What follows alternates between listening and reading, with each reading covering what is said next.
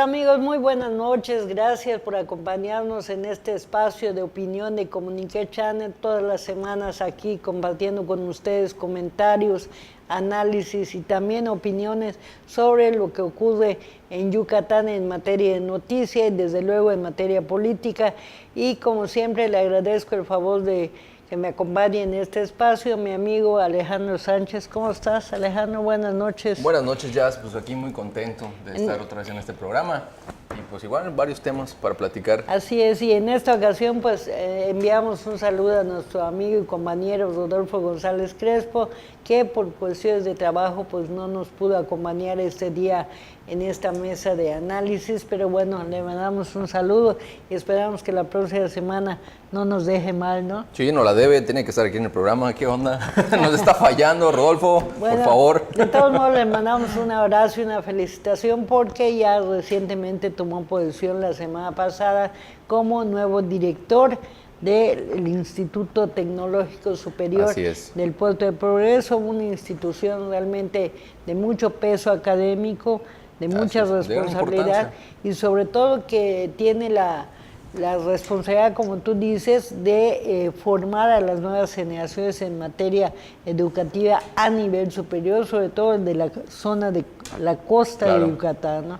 O sea que le deseamos realmente que tenga éxito y le enviamos un saludo. Pero bueno, ya aterrizando el tema, yo creo que esta semana lo que ha impactado a todo el país ha sido la ola de migrantes que se están desprendiendo desde Honduras y también Guatemala, incluso ya se sumaron a algunos. O sea, yo creo que conforme ha ido avanzando la caravana, pues igual los guatemaltecos se han ido seguramente uniendo. Los yucatecos han estado muy pendientes de las noticias y obviamente de las redes sociales, de lo que está pasando con esta ola de migrantes que están viniendo de Honduras, un país en donde realmente tienen miedo a la posible guerra, tienen miedo a las guerrillas, tienen miedo a la delincuencia y sobre todo hay un grave desempleo. Entonces esta gente decidió finalmente venir digamos que en masa prácticamente. Estás hablando, según las cifras tentativas del Instituto Nacional de Migración,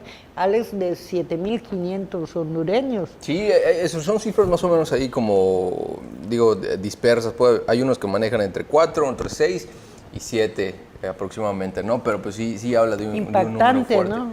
De un fuerte número de migrantes que se está moviendo por, como comentabas, por las condiciones tan difíciles que viven estos países, ¿no? Tanto los tres países que son cercanos, que bien o mal forman una agrupación, creo que si no me equivoco es el Triángulo del Norte, para hacer competencia a otros países, para poder brindar en cuestiones de exportación, de importación, y porque pues solos no pueden, y ahí te habla del nivel tan difícil que tienen estas economías, ¿no? Y precisamente Honduras, que vive unas condiciones demasiado complicadas y que obliga pues a la gente a moverse, ¿no? Para buscar otro tipo de oportunidades.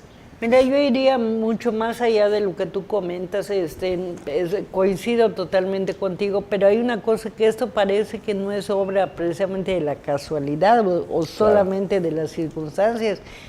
Vayamos un poco más allá, Alejandro. Yo creo que esta situación al único que está beneficiando es a Donald Trump, el presidente de Estados Unidos, que estará en la víspera de una elección y que seguramente va a manejar ese discurso de la xenofobia, de la supuesta protección a su país, a Estados Unidos, para impedir que esos migrantes entren. Claro, pues en el pasado fue el discurso que le funcionó, ser duro, atacar a los latinos, atacar precisamente al mexicano, imponerse en estas cuestiones, ¿no? Habló del muro, habló de diferentes motivos o formas de poder sacar a los migrantes. Yo creo que fue un discurso que le funcionó y es un discurso que posiblemente le funcione. Otra vez, ¿no? Le funcione, ¿no? Puede funcionar porque él está tratando de exacerbar ese ánimo de que yo protejo a nuestro país, a Estados Unidos, el empleo, el territorio, etcétera. Entonces rechazamos la invasión, dicho así entre comillas, ¿no? Y ese discurso realmente a Donald Trump, en contra de todos los pronósticos, le funcionó en las elecciones en las que finalmente resultó electo presidente de los Estados Unidos. Y bueno, pero te decía, Yo no creo que la cuestión de Honduras sea simplemente un hecho que se dio circunstancialmente. Yo creo que fue una serie de factores. Sí, claro. Y aquí hay que ver, muy importante saber cuál va a ser la postura del gobierno mexicano, que ya está de salida, ¿no? Porque estamos hablando de que Enrique Peña Nieto le queda poco menos de un mes o poco más de un mes en el cargo. Y obviamente el Instituto Nacional de Migración está actuando, digamos, en función de los derechos humanos. Perdón, está recibiendo a esta gente, les está dando, digamos, permisos temporales en lo que es el tránsito en este país.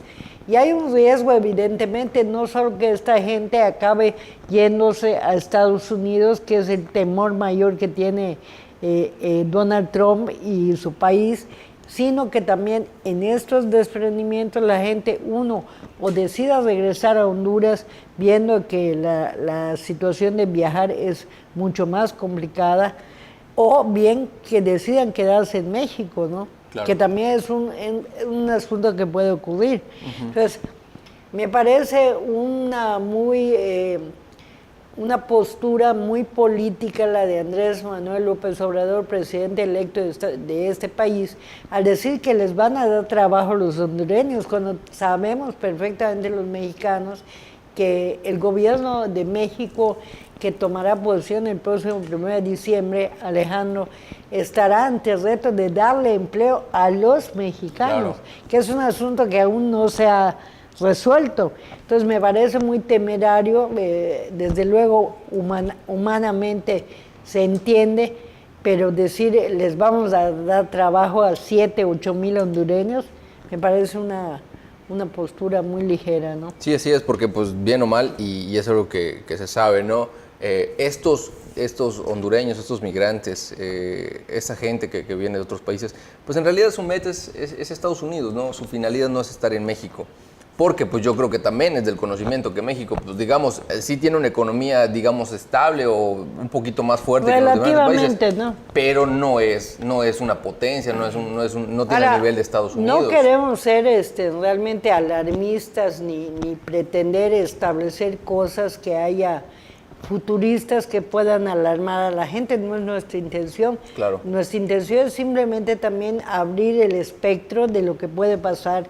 Y en este caso, Alex, a mí me llama la atención de que gente de Honduras y Guatemala, lamentablemente por decirte un tema, en el sector salud está muchísimo más atrasado que México. Claro. O sea, podemos enfrentar cosas de que en Centroamérica, concretamente Guatemala y Honduras, son países que todavía libran la batalla contra enfermedades que en México han sido superadas, como el paludismo, como el dengue hemorrágico, como el mismo VIH, que también afecta. Entonces, ese es otro riesgo, y es que no se trata de rechazar a nadie, ni repeler a nadie, ni tener fobias contra nadie, simplemente las cosas por su nombre y como son. O sea, esta gente viene en una dinámica muy diferente a la que tienen muchos mexicanos. El peor mexicano en condiciones de pobreza, pues tiene cuando menos la garantía de las vacunas. Claro. Estamos de acuerdo, ¿no? Lo cual no ocurre siempre en países como Honduras y como Guatemala. Yo creo que eso lo debemos visualizar. No es para alarmar a nadie, pero sí hay que tomarlo en cuenta, ¿no? Entonces no se trata que esta caravana solamente se les regale agua, se les regale comida o se le dé un techo. También hay que ver la cuestión de salud, en qué condiciones vienen, si están médicamente hablando bien, porque pues el hecho de que estén acá no es un tránsito nada más. Yo creo que van a tener que permanecer un buen tiempo, ¿no? Así es, digo, o sea, creo que es una cuestión que se tiene que plantear. México es muy grande, ¿no? O sea, México, desde que entran en la frontera con Guatemala hasta donde piensan llegar con Estados Unidos, pues es un país enorme, van a tener que caminar muchísimo. Ese es el tiempo en el que van a estar en permanecer en México. Pero, y es una realidad, que al momento de llegar a Estados Unidos se van a topar con una gran barrera. O sea, no es lo mismo cuando entraron con no, la frontera. Que los policías de la frontera de México nada, prefirieron hacer su lado. Claro. También hay que ponerse su pellejo, pues estaban arriesgándose también ante una muchedumbre que forzó las cosas y entró. Y yo que creo también es otro tema a discutir, Alejandro, de que mucha gente dice, bienvenidos los hondureños, hay que recibirlos, son seres humanos. Perfecto, estoy en el entendido de que esto es real, de que tenemos que tener esa parte humanitaria sensible. Pero bueno, hay leyes. Claro. Y bueno, no es nada más, imagínate, vamos a trasladar este asunto al término particular, que llegue alguien a tu casa, patee la puerta y se meta. O sea, no le vas a decir, pase, usted le voy a dar de comer y claro. acuéstese usted en mi hamaca, ¿no? Sí, hay formas. Entonces, también es otra cosa que hay que averiguar y hay que tomar en cuenta qué lectura debemos dar a que esta gente, con todas las presiones políticas, económicas y existenciales en general, vengan a violar leyes, porque ellos entraron sin ningún coto, ¿no? Sí, claro, desafortunadamente hay leyes que se tienen que respetar y cada país tiene sus leyes. Así es. Y bien o mal, pues realizaron una invasión, o sea, entraron a un país y como comentaba un compañero fuera de cámaras, él decía que pues las autoridades mexicanas tenían todo el derecho de abrir fuego en un momento porque estás invadiendo su territorio. No lo hicieron y qué bueno, porque iban a crear una crisis diplomática muy fuerte. Que además no lo hicieron no solo porque no recibieron la orden, sino porque además no tenían armamento, solo tenían, al parecer, gases lacrimógenos y finalmente aguantaron. Y yo creo que estuvo bien porque tampoco se trata de propiciar una masacre, ¿no? O sea, imagínate, el solo hecho que tires gases lacrimógenos puede generar un conflicto y más violencia, ¿no? Claro. Y no es el caso. Y yo creo que el mexicano, pues igual, en ese sentido, pues es muy humanitario, ¿no? O sea, venían niños, venían bebés, venía gente no, espantoso ver que mucha gente que no pudo romper esa barrera decidió irse por el río Suchiate y finalmente en balsas meterse al país. Un fenómeno social muy difícil. Pero el gringo no es así. Sí. El gringo es una vez que pisas su frontera y estás invadiendo su terreno, ándale, tu territorio. Ellos no tienen ningún recato. Eso sí pueden abrir fuego y que las cosas son diferentes con ellos. Seguramente ya cuando venga nuestro otro panelista, Rodolfo González, la próxima semana podemos llevarlo a discusión ya más ampliamente, Alejandro, que en realidad, ¿qué va a pasar con esta situación de que Estados Unidos puede incluso reclamarle a México la endeble situación que hay en la frontera sur? Digamos, este hecho de los hondureños habla de que México no tiene ningún tipo de canal establecido para frenar este tipo de migración, ¿no? Y bueno, tampoco se trata que nosotros como mexicanos hagamos en nuestra frontera sur lo mismo que hace Estados Unidos con los mexicanos en la frontera norte. Es que es una frontera muy abierta, o sea, entran los salvadoreños, los guatemaltecos, los hondureños, que son hermanos y bienvenidos. Que de hecho es hormiga, ¿no? Efectivamente, entran, hay unos que se quedan, deciden quedarse, hay unos que en realidad entran a hacer sus labores, vienen a trabajar, y se regresan a su país. Sí, es un tráfico itinerante. Efectivamente, ¿no? Y otros que son comerciantes que entran a México, compran mercancía que no se vende desafortunadamente en su país y se lo llevan a sus tiendas. Bien o mal, hay ese flujo de personas. Bien, yo creo que sí será importante seguir teniendo en cuenta qué ocurre con esto, sobre todo qué va a pasar. Tenemos entendido que incluso el Instituto de Migración aquí en Yucatán ya está tomando algunas medidas precautorias, pensando en que en este tránsito de la caravana pueda haber desprendimientos que finalmente obliguen o orillen a gente de Honduras a salirse de la caravana y no irse en el proyecto original que es llegar a Estados Unidos, sino quedarse en otras entidades de México como Campeche, como Yucatán, como Tabasco, como Quintana Roo, que son de hecho colindantes con Chiapas, ¿no? Que tenemos eso. Pero bueno, en fin, lo que se espera y se desea es que esto no se lleve a mayores, que no haya tragedias por este asunto y que finalmente el gobierno mexicano, que todavía está en funciones de Enrique Peña Nieto, realmente use la mano izquierda para saber cómo manejar este asunto y que no se salga de control. Sí, eso es lo deseable, ¿no? Eso es lo deseable. Y bueno, regresando a lo que ha pasado esta semana aquí en Yucatán, el Comité Directivo Estatal del PAN ya tiene nuevo presidente. Gloriosamente, Asís Cano Cetina es el nuevo presidente estatal del PAN, gente muy cercana al gobernador panista Mauricio Vila Dosal. Y bueno, ¿cómo lo viste? Que fue, ¿cómo le podríamos llamar a esa toma de decisiones? ¿Fue un acuerdo popular? ¿Fue un acuerdo de grupos?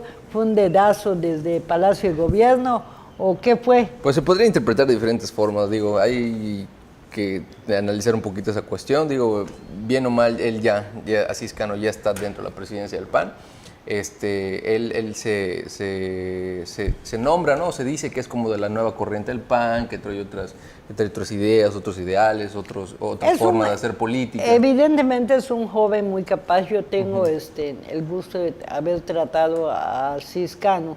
Lo conozco, es un joven progresista, es un joven de buena actitud, de buenos sentimientos, y bueno, yo creo que le va a dar cuando menos paz y tranquilidad a las huestes panistas. Claro, y él lo ha dicho, ¿no? Que es de esa corriente de jóvenes que entró al PAN y que ha ido caminando en diferentes puntos del panismo, ¿no? Ha visto al PAN como oposición, ha visto al PAN ya como gobierno, y pues ahorita en una situación, digamos, en el Estado fuerte, ¿no? Pero pues a nivel nacional, pues un PAN un poquito. Serán oposición, ¿no? Claro. Que por cierto, a nivel nacional también el 11 de noviembre estaba yo leyendo por allá que serán más de 1.500 mesas de votación que va a instalar en todo el país el Partido de Acción Nacional para la votación. Ahí sí, votación directa, votación de la base, para elegir al que será su nuevo presidente nacional del PAN, en un momento en que la coyuntura obligará al PAN como partido de oposición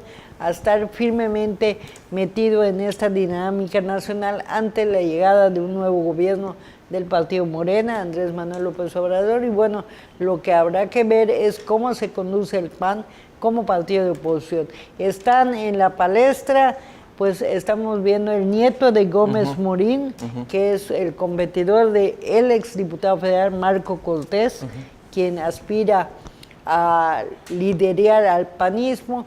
Y bueno, Marco Cortés tiene en su haber una discusión pública y un enfrentamiento con el expresidente Felipe Calderón Hinojosa, o sea que Marco Cortés viene aspirando a este nuevo encargo a nivel nacional, desprendiéndose de todo lo que huela al gobierno y a la élite o al grupo que tuvo a su disposición el expresidente Felipe Calderón y obviamente su esposa Margarita Zavala. Claro, y es algo muy importante eso que mencionabas, ¿no? O sea, ahorita el PAN tiene como que esa tarea tan importante de ser oposición ante diferentes cuestiones, ser muy crítico, muy duro y muy puntual con todas las cuestiones que está realizando Morena, ¿no? Porque bien o mal, es el único partido que tiene esa fuerza para hacer.